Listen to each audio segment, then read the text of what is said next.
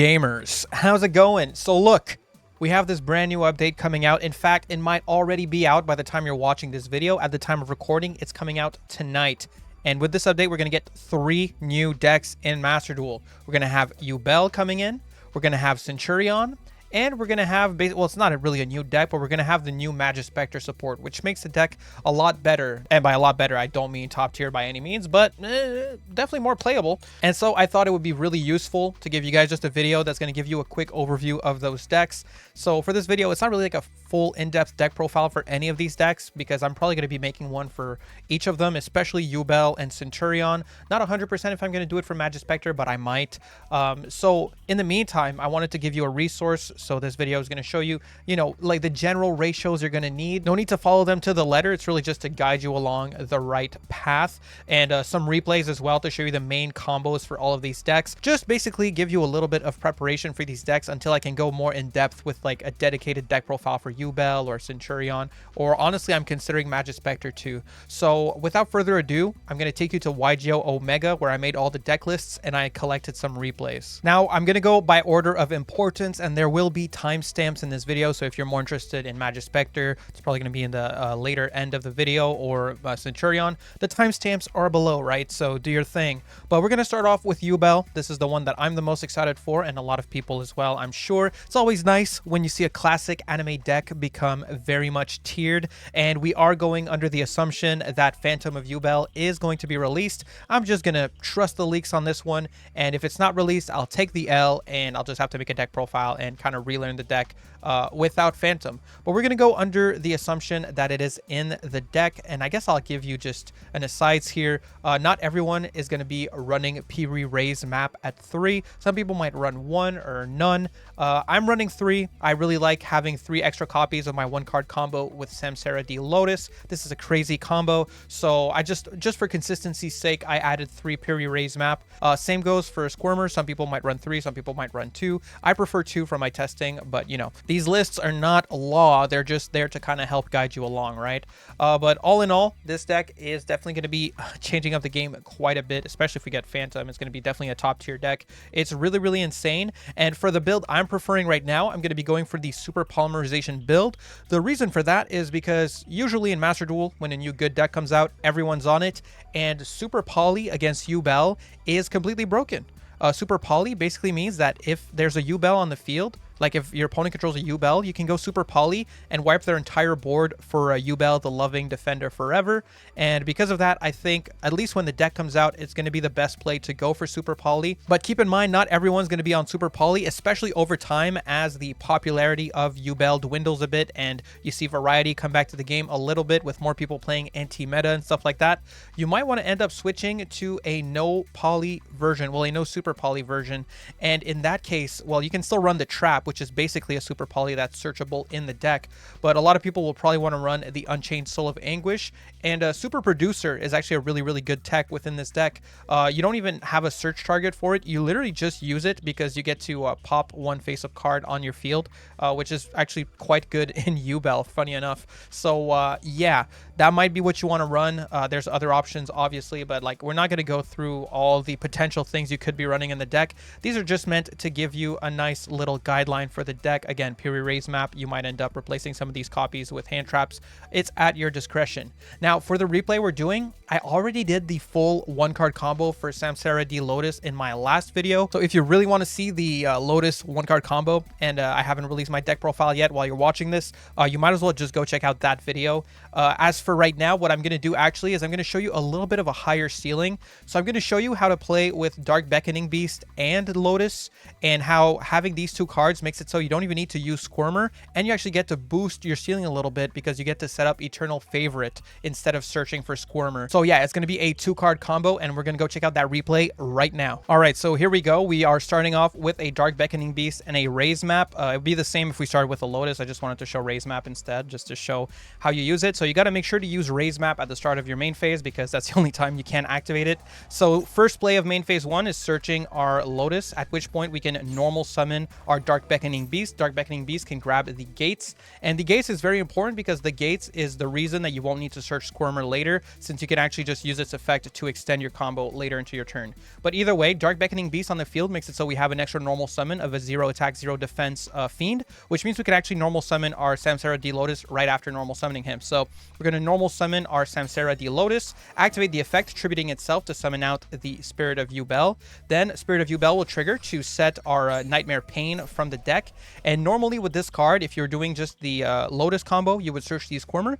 But since you have this body on the field, you won't need the Squirmer, and especially because you have the gates to extend further later, you won't need the Graveyard Revive of Squirmer later in your turn either. So instead, you can go for your Nightmare Pain, and you can actually pop the Yubel and grab the Trap instead. Now, this Trap is really, really good. Both effects are once per turn, but you can use both effects. So every turn, you get to special summon one of your Yubel monsters that are banished or in the grave, and also, if you control Yubel, you can discard one card and send this trap to the graveyard, and you get a Super Poly effect. So this is basically a searchable and respondable Super Poly. You can wipe your opponent's entire board, just like with Super Poly, to make the Yubel the Loving Defender. So yeah, really, really good trap card. If you can afford to get it with your continuous spell, you might as well. Activate the graveyard effect of the Spirit of Yubel to summon a Yubel. At this point, we can just go and link into our Cross Sheep. So now in the grave, we have these 5 cards here, and we're going to be shuffling back the Dark Beckoning Beast and the OG Yubel to make our fusion under the arrow of Cross Sheep. So shuffle those 2 back, make the fusion, at which point we get to trigger Cross Sheep, special summon back the Lotus. Then we get to use Lotus as well as our fusion to go into Yama. Activate Yama effect. We can grab our Unchained Soul of Sharvara. And at this point, you got to use your gates. Well, no, actually, before you use Sharvara, you want to make an Appaloosa Bow of the Goddess, because once you use Sharvara, you're going to be locked into Fiends. So here you make Appaloosa, and then you activate your gates. Gates is going to search a Dark Beckoning Beast. Then you're going to discard the Dark Beckoning Beast with the gates to special summon back your Spirit of Yubel. And this is where you're going to use your Sharvara, popping the Spirit of Yubel, and you get to summon another Yubel from the deck. So we activate Sharvara, we can pop the Spirit of Yubel, then we get to trigger the effect of Spirit of Yubel, summon Yubel, and with these 2, we can go into the Unchained Dog. I forgot the name. Wait, it's Soul of Rage. So we go into Unchained Soul of Rage, we'll get to trigger the graveyard effect of Sharvara and set our Unchained Trap here. So set the trap, and after this, all we need to do is special summon, I think it's our fusion monster here. Yes. So just like before, we shuffled back the OG Yubel as well as a Dark Beckoning Beast that we discarded in order to summon our fusion. And what we have left in the grave is a Spirit of Yubel that we'll be able to special summon from our grave using the first effect of the Eternal Favorite.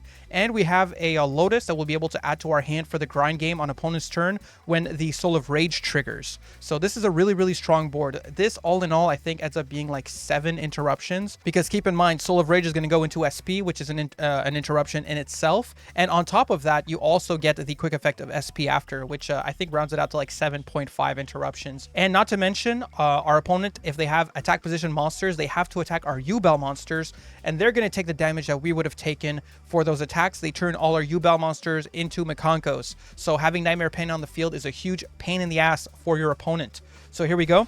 Just set our Eternal Favorite. And now I am playing against a bot for this replay, so I don't get to show all of my interactions, unfortunately. But, you know, we'll just show the basic stuff. So I can go Eternal Favorite, bring back Spirit of Yubel. And then after that, we can go for Escaped of the Unchained. We can pop our Soul of Rage and pop the Kozaki. At this point, we get to trigger both the Unchained Soul of Rage as well as the Yama. So Yama is going to bring back the Soul of Rage to the field so that you can use its effect to link away your opponent's monster and go into an SP. And you're also going to have the effect of Soul of Rage to add back the Lotus to your hand, which means you can use Lotus next turn for the grind game. In some scenarios, you also might want to shuffle back a Phantom of Yubel to make sure you have more for the grind game. So there we go. Yama bring back the Unchained Soul of Rage. Oh, also, when we summon the Soul of Rage with Yama, we actually get to pop our Spirit of Yubel that we brought back with Eternal Favorite to summon an OG Yubel from the deck. This isn't like the most important thing in the world to do, but this does make it so you can activate the fusion effect of Eternal Favorite to super poly the rest of your opponent's board. So there is value to doing this play, so that's why I went for this one. So yeah, that's about it basically for this replay. After this, I just kind of like meander around and go for game. There's really not much else of value to show you here. This is just showing you the most important basic setup if you're going for the Gate plus Lotus combo. I think it's a really, really solid combo. Pushes the ceiling a little bit versus just doing the 1-card combo with Lotus. So I hope you guys try it and let me know what you think in the comments. Anyway, we got to move on to the next deck. We're going to go talk about Centurion. All right, and the build I'm going for with Centurion is Bystial Centurion. Now, this build right here, I really like. There's a lot of different ways to play Centurion. I know a lot of people really like the Red Dragon Archfiend version. I won't be covering that in this video, so you'll have to look that up if you're interested in the Red Dragon Archfiend version. Personally, I think the Bystial version is a little bit better. I will say this list might look a bit questionable. Honestly, I threw a lot of hand traps in here, and Duel is really, really cool, but there are some consistency issues with this deck. So in retrospect, I might end up switching out the Droll for a Bonfire. Bonfire is actually quite good in this deck, even though your best starter is Primera. Trudea is also a full, it's like a full 1.5 card combo with Trudea. So if you have Bonfire, Trudea is a level 4 Pyro, so you can actually search it with Bonfire, and that could be a really, really good play. Actually, I think Bonfire is at 2 now, if I'm not mistaken, in Master Duel, so it might be looking like this. But yeah, I do recommend potentially running the Bonfire just as another way to search Trudea.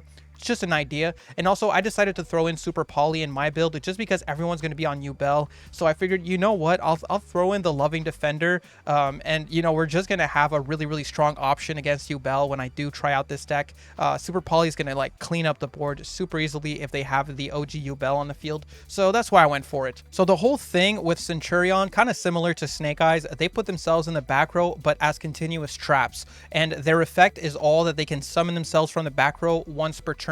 So it's kind of a neat mechanic because you can actually do it on your opponent's turn. And the whole idea is basically that you have your tuner, which is Primera, and your field spell is going to allow you to synchro summon during opponent's turn when a monster is special summoned. Well, if a monster is special summoned. So this basically means that you want to set up a synchro monster, have Primera in the back row and the field spell, and then on opponent's turn, you can like summon Primera and, you know, just go into a synchro summon. So that's really solid. And with the Bystials, you actually get to also go into some level 10 synchros. This deck is really good at level 12 synchros, but since we don't have Calamity, I don't think you want to put all your eggs in that basket necessarily. You know, we still run the Crimson and we can go into Blazer turn 1, and that's really good stuff. But I really think it's valuable to be able to go into level 10 synchros as well, such as Baron, such as Dispater. So yeah, I do think the Bystial version is quite good. Now, do I think this deck is going to be incredible?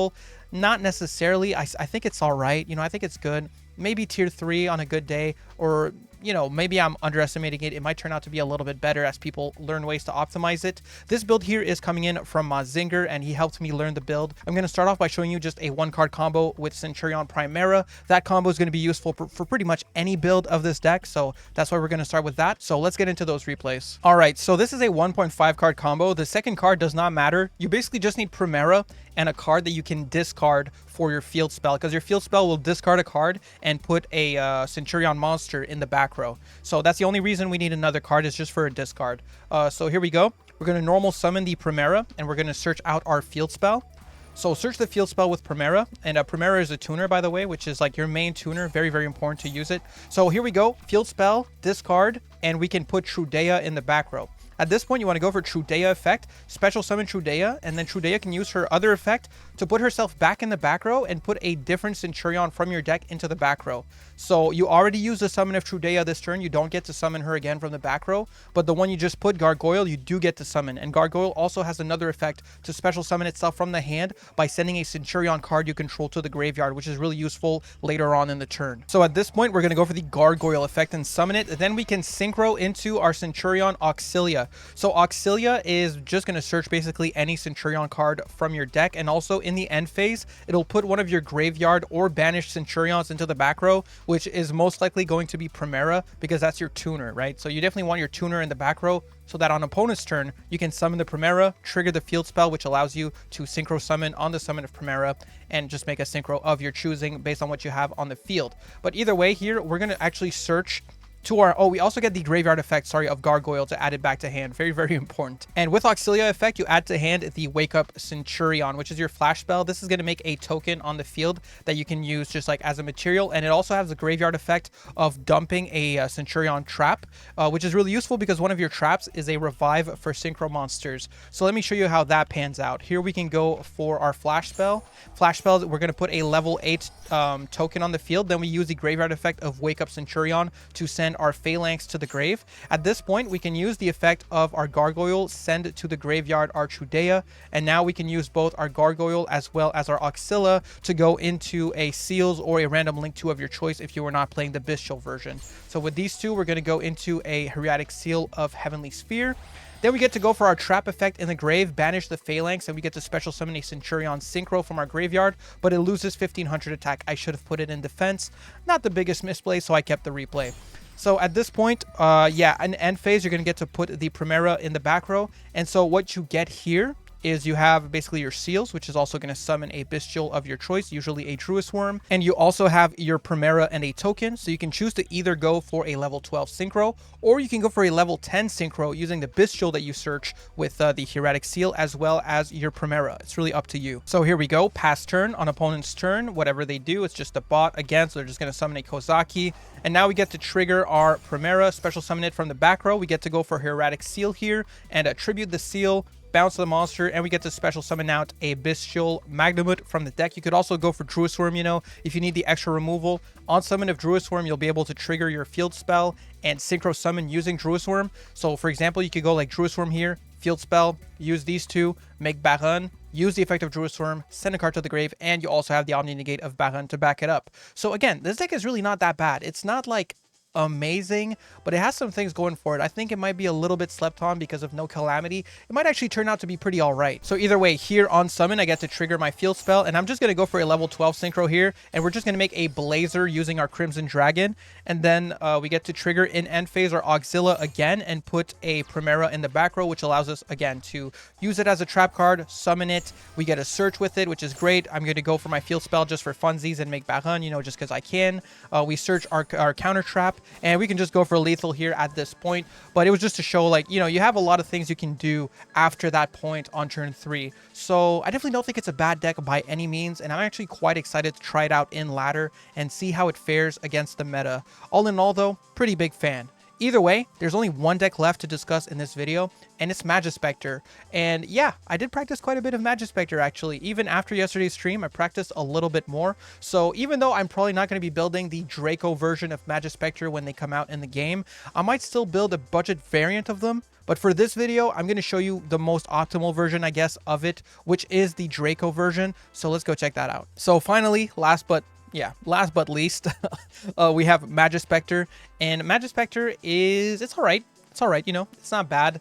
I think it's probably going to land rogue at best. You know, they got this new Link monster, which is really, really strong. Basically, it'll add 2 Majespecters from your face-up extra deck, and it'll put 2 Majespecters from your deck into your face-up extra deck. So then you can use the 2 you added to your hand to scale up, and you get a bunch of 1-card combos with this deck. Basically, Porcupine is a really strong extender that'll be searchable with the Bunbuku. Alternatively, you can go for Yada. Yada can search the Majespecter Wind, and Wind is going to tribute the Yada to summon the Bunbuku, and then you get to go again for the Porcupine and go for your combo. And any 2 Majespecter, or basically any 2 Pendulum cards on field, will net you the Majespecter Orthrus line, and pretty much all the Majespecters have really good effects on summon that'll generate advantage. So it's definitely not a bad deck by any means. I do think this deck is quite solid. Unfortunately, the Niue is, I think, the only Majespecter that is targetable, and this dude is just going to lose so hard to Imperm and Valor.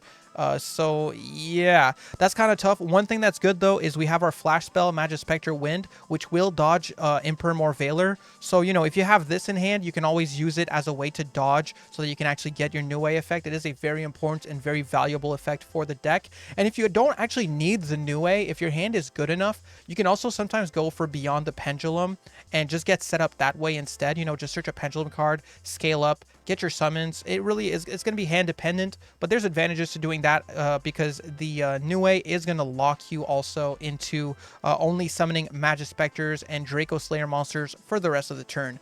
That being said, the combo I'm going to show you is going to be under the new way lock, and it's still a pretty solid combo. The coolest thing I would say about this deck is that all your main combos search any field spell of your choice. The one I'm going for right now is Secret Village of the Spellcasters, but there are some arguments for Necro Valley instead, you know, so it's really going to depend on your preference. For our purposes, I really like Secret Village of the Spellcasters. All of these monsters are spellcasters, the Majespecters, so the odds of you having a spellcaster on field for your Secret Village are very high. And this card, unless your opponent has the Yubel, which can be pretty annoying, or a Charmer on field, this card is really strong, and you have a lot of good removal in this deck as well to make sure that they can't land into a Charmer. So it's solid. I think you'll be able to get to master. It's definitely master worthy. It's just going to be more challenging, especially with the fact that this card is so susceptible to interruption. That being said, I'm going to go show you the full combo replay right now. All right, so here we go. So we have Bunbuku in hand, and this is basically like, you have a lot of one card combos in this deck, but they all kind of end up revolving around this one card.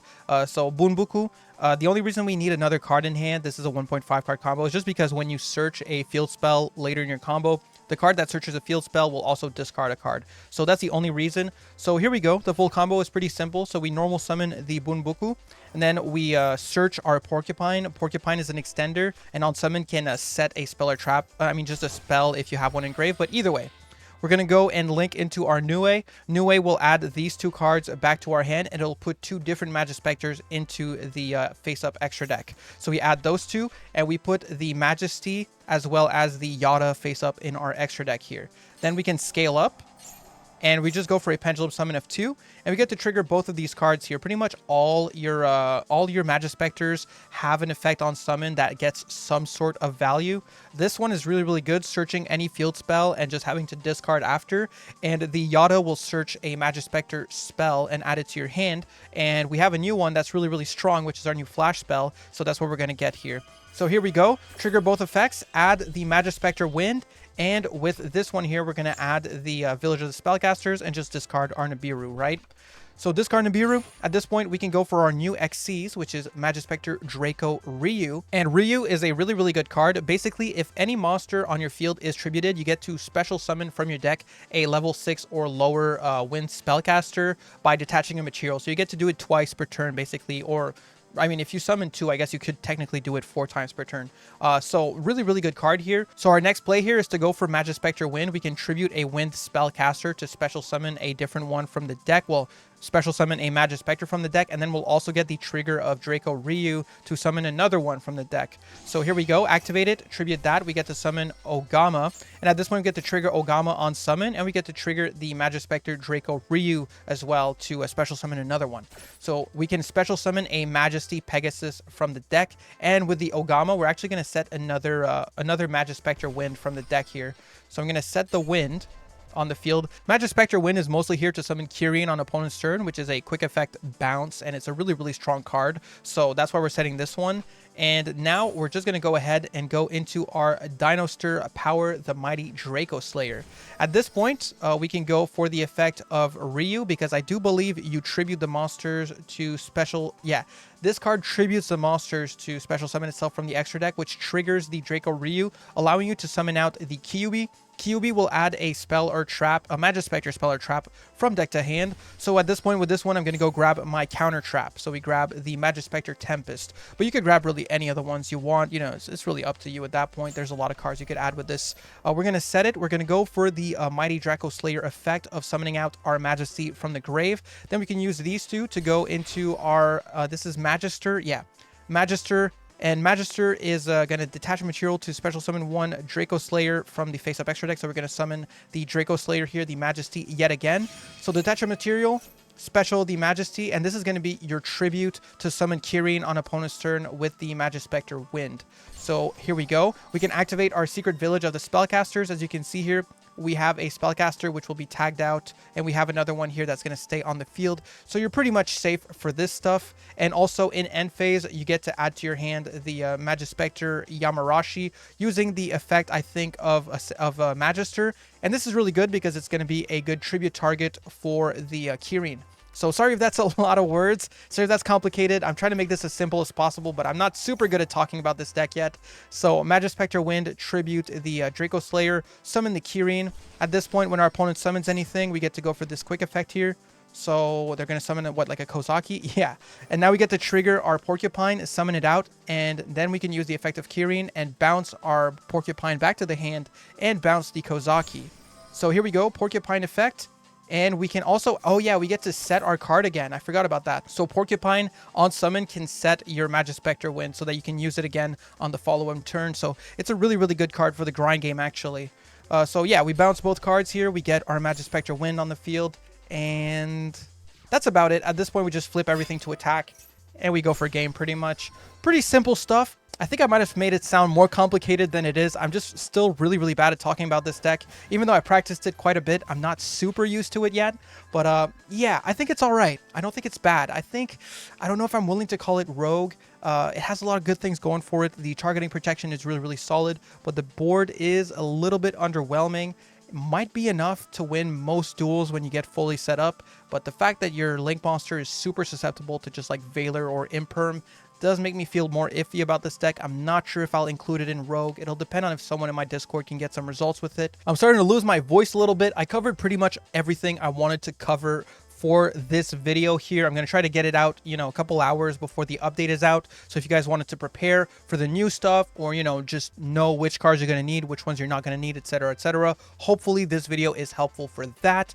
With that being said, if you guys aren't subscribed to the channel, please do. We lost a ton of subscribers when our channel got hacked a couple days ago, so I would really appreciate the support. Make sure to like, comment, all those things, and let me know in the comments. Are you guys excited for this new set? I really am. I can't wait to get a fresh new meta. We're overdue for a change, so let's go. It's Yubel season, baby. I'm all for it. And that's going to be it for me. All right. Peace.